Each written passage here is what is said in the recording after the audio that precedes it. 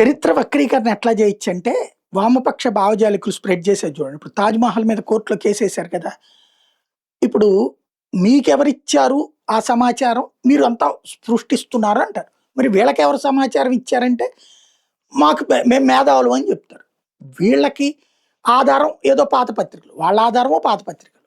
లేదా కోర్టు నడుస్తది. 'తాజ్‌మహల్' లాంటి కట్టడం మరెక్కడా కట్టకూడదని 'షాజహాన్' కార్మికుల చేతులు నరికించాడని చాలామంది నమ్ముతారు. దీనికి ఎట్లాంటి చారిత్రక ఆధారాలు లేవు. ఇది కేవలం ఓ ప్రచారంలో కల్పిత కథ మాత్రమే. 'షాజహాన్' కార్మికులతో ప్రత్యేక ఒప్పందం చేసుకున్నాడు. వాళ్ళకి జీవితాంతం సరిపడా భారీగా డబ్బులిచ్చాడు. ఇది ప్రచారమేగా. ఎవడు చెప్పాడు? ఈడెళ్లి చూసొచ్చాడా? లేపోతే అప్పుడేమన్నా 'షాజహాన్' దగ్గర నుంచి డబ్బులు తీసుకొచ్చినట్టు ఈ జన్మలో ఏమన్నా బుట్టి మాట్లాడుతున్నాడా ఇది రాసేవాడు? ఆ డబ్బుకు బదులుగా వాడు మరే ఇతర రాజుల దగ్గర లేదా మరే ఇతర పెద్ద కట్టడాలకు పని చేయకూడదనే నిబంధన రిస్ట్రిక్షన్ పెట్టాడు. ఏమన్నా రాశాడా దాని మీద 'తాజ్‌మహల్' మీద?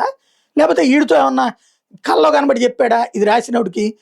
అలాగే 'తాజ్‌మహల్' నిర్మించిన కొన్నేళ్లకే అదే కార్మికులు ఢిల్లీలోని ఎర్రకోట నిర్మాణంలో కూడా పాల్గొన్నారు. ఈ అప్పుడేమన్నా మస్తరేమన్నా ఈయనొచ్చి చూసొచ్చాడా?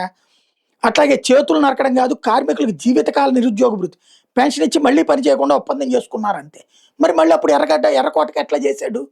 అంటే ఒక అర్థవంతంగా ఒక స్ప్రెడ్ చేయొచ్చు మనం. అబద్ధాన్ని నిజమని నమ్మించొచ్చు.